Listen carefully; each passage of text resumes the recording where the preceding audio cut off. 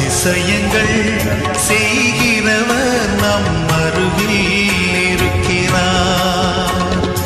அற்புதங்கள் செய்கிறவர் என்றும் நமக்குள் வசிக்கிறார்.